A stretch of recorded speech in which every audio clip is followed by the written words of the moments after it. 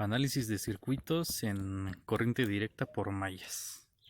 Este es uno de los tres métodos que conozco, que es utilizando fuentes de tensión en ramas exteriores. El circuito que vamos a resolver es el siguiente. Consta de una fuente de corriente directa de 12 volts, una resistencia, bueno, en total son 6 resistencias, una de 150, otra de 500, de 300. La resistencia número 4 igual vale 300, la resistencia 5 vale 200 y la resistencia número 6 tiene un valor de 250. El primer paso para resolver este circuito por el método de mallas viene siendo el siguiente.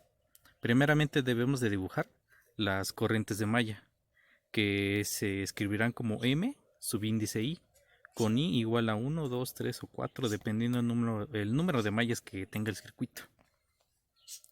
Enseguida de eso, también debemos de dibujar las corrientes de rama, que serían de color rojo y estarían escritas con la letra I, subíndice I.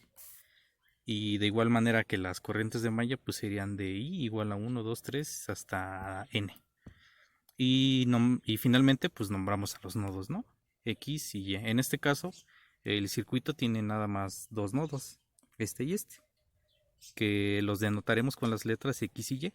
Entonces, reescribimos el circuito sin los valores que venían originalmente. Y dentro de las mallas, recordemos que las mallas pues, son las trayectorias cerradas de un circuito. En total en este circuito hay dos, la malla número 1 y la malla número 2. Esta malla tendrá una corriente. Muchos usan corrientes de malla usando números. Sin embargo, se llega a confundir al momento de calcular las corrientes de rama, porque las corrientes de rama, al igual que las de malla, cuando usan esos métodos, tienen números. En este caso, las corrientes de malla utilizaremos puras letras, como sería IA e IB. Después de eso, pues ya tenemos las dos corrientes de malla. Ahora dibujaremos las corrientes de rama. Las ramas, volviendo al circuito original, pues vienen siendo todas las trayectorias lineales del circuito. En este caso solamente hay tres trayectorias. 1, 2 y 3. Ahora, en este paso es muy importante ya que las corrientes de rama se dibujan arbitrariamente, o sea que no depende de cualquier cosa, o sea, se pueden dibujar como uno quiera. En este caso, pues yo dibujé la corriente de rama I1 en este sentido, al mismo sentido en el que va la corriente de malla. También debo de aclarar que las corrientes de malla son deben de ir en dirección horaria, ¿sí? En sentido horario de las manecillas del reloj. Ahora, la corriente I1 o corriente de malla I1, pues irá en la misma dirección que la corriente IA. Ahora, en la segunda rama, que viene siendo esta, dibujaré la corriente de rama I2, que está aquí, que va para abajo. Y para la corriente I3, pues la dibujaré en la misma dirección que la corriente de rama IB. Y entonces así nos quedan distribuidas las corrientes de malla y las corrientes de rama. Y de igual manera, pues nombramos a los nodos, el nodo X y el nodo Y. Después, el segundo paso vendría siendo la obtención de las ecuaciones de malla. El número de ecuaciones será el mismo que el número de corrientes de malla. En este caso, el circuito pues tiene dos. Eso quiere decir que obtendremos dos ecuaciones para las corrientes de malla. En la malla número 1 lo vamos a hacer de forma directa. Se puede usar el método general, que es usando ley de Ohm. Sin embargo, se hacen más ecuaciones, se llega a complicar mucho la ecuación y en algunos de los casos, la mayoría de las veces, uno se confunde y termina haciendo las ecuaciones mal. Sin embargo, usaremos el método directo, que es más fácil y más sencillo de entender. Entonces, para la malla 1, tomaremos las dos corrientes de malla, que es la IA y la IB. Entonces, ahora, la corriente IA. Deberemos de sumar todos los elementos resistivos que hay dentro de la trayectoria de la corriente A. En este caso sería la R1, R2 y R3. R1 recordemos que tiene un valor de 150, R2 tiene 500 y R3 tiene 300. Entonces se suman 150 más 500 más 300. Y estos corresponden a la trayectoria de la corriente IA o la corriente de la malla I de la malla 1. Y ahora el siguiente paso vendría siendo restar las demás direcciones de malla. En este caso pues es la malla 2, que es la corriente IB. Y debemos de restarle el único o los elementos que están conectados directamente o que están en pleno contacto con la corriente IB. En este caso el único elemento resistivo o la única carga que existe entre la malla 1 y la malla 2 viene siendo la resistencia número 2. Entonces a la ecuación de la malla 1 le tenemos que restar la corriente del resistor número 2. Entonces, propios de la malla 1 vendría siendo la R1, R2 y R3. R1, R2 y R3. Y los que no son propios, o sea que son diferentes de la malla 1, viene siendo solamente la resistencia número 2, que es de IB. ¿Y esto qué será igual? Del otro lado de la ecuación se pondrán todas las fuentes de tensión que están dentro de la trayectoria de la malla. En este caso, esta es la fuente de tensión que tenemos y la cual tiene un valor de 12 volts. Y ahora, recordemos que la resistencia 1 tiene 150, resistencia 2 500, resistencia 3 300 y la resistencia 2 500. Entonces hacemos la suma. 150 más 500 más 300 igual a 950 menos 500 de IB. Y ahora, las corrientes las fuentes de tensión, que vendría siendo esta, se toma el signo donde termina la corriente de malla. La corriente de malla IA tiene dirección horaria, entra en menos y sale en más. Entonces, se tomará el signo para la fuente donde sale la corriente. En este caso, la corriente entra en negativo y sale en positivo. Entonces se toman los positivos, 12 volts. Y esta es la ecuación de la malla número 1. 950 de IA menos 500 de IB igual a 12. Y lo mismo sucede para calcular la ecuación de la malla número 2.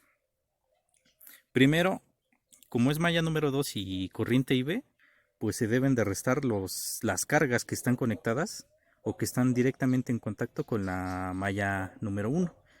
Y se resta igual que en la ecuación anterior. En este caso pues viene siendo otra vez la resistencia número 2, se resta y se multiplica por su corriente con la que está actuando, que es la malla IA. Y finalmente se suman todas las cargas que están conectadas a la malla número 2, que es R4, R5, R6 y R2. Aquí están.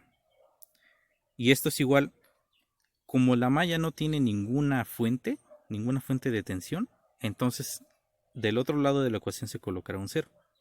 Y ahora se sustituyen los valores de R2, que es 500, de R4, de R5 y de R6, que son 300, 200 y 250, y se suman. Entonces nos queda menos 500 de IA más 2250 de IB igual a 0. Esas vendrían siendo las dos ecuaciones de malla. Malla 1 y malla 2. Y ahora, para calcular las corrientes de malla, su valor real, tomaremos las ecuaciones que calculamos anteriormente y las pondremos en forma de matriz, ¿sí? Aquí está 950 de la malla IA menos 500 de la malla IB igual a 12 menos 500 y 1250.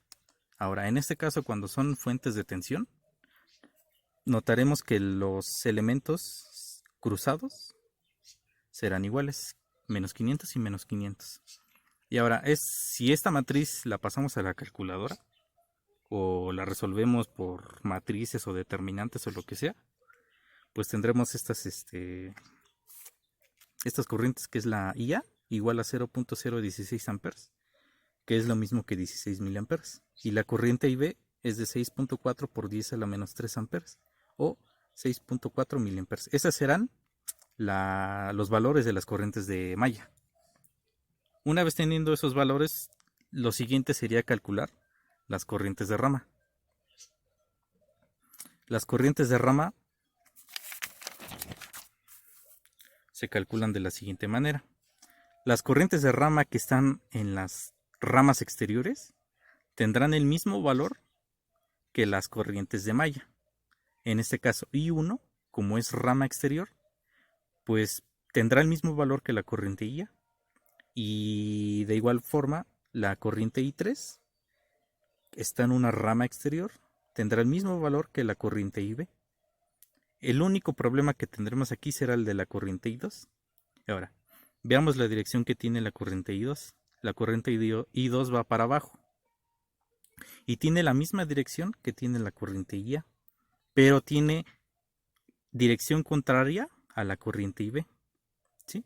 Entonces, para calcular la corriente I2, se tendría que hacer la resta de las dos corrientes de malla. En este caso sería IA, porque va en la misma dirección, menos la corriente IB, porque va en dirección contraria.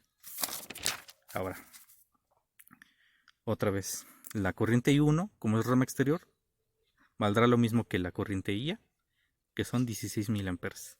La corriente número 2 va en dirección de IA, pero en dirección contraria a IB, y se restan. IA menos IB igual a 9.6 miliamperes. Y la corriente de rama I3, como es exterior, tiene el mismo valor que la corriente IB, que son 6.4 miliamperes. Ahora, ¿cómo sabemos que esto está bien? Pues muy fácil. El paso número 5 vendría siendo hacer la comprobación por ley de corrientes de Kirchhoff usando un diagrama lineal. Un diagrama lineal pues es volver a hacer el circuito que tenemos aquí, que tenemos acá, sin los elementos, o sea, dibujar las puras trayectorias, las puras líneas que tenemos acá. Son 3 líneas. Yo las dibujé así en círculo. Y se dibujan las corrientes de rama, las rojas, y las corrientes de malla, que son las azules. Y los nodos. Y se ponen sus direcciones de cada una. Las direcciones que nosotros le dijimos, o bueno, las que pusimos.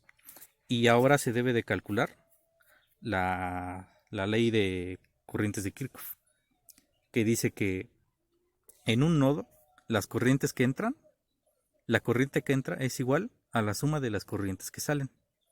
Ahora, en el nodo número X, tenemos que la corriente I1 entra en el nodo X y sale en la corriente I2 y la corriente I3.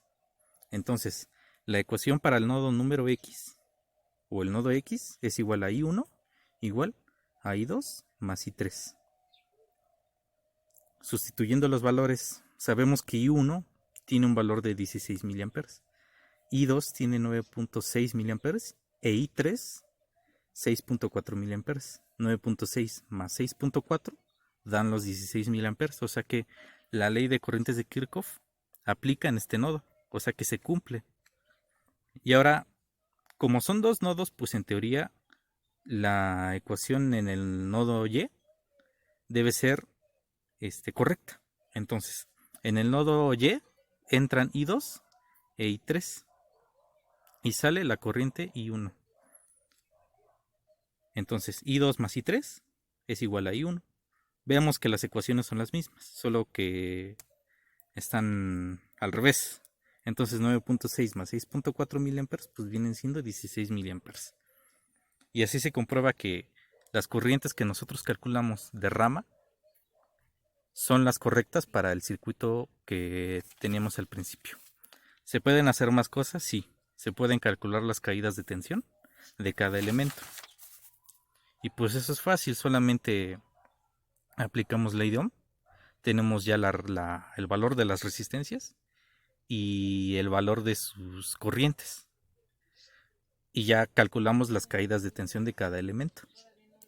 Y si ya queremos resolverlo completamente, pues se calcularían las potencias de cada elemento, que vendría siendo la tensión de la resistencia número 1 multiplicado por la corriente del resistor.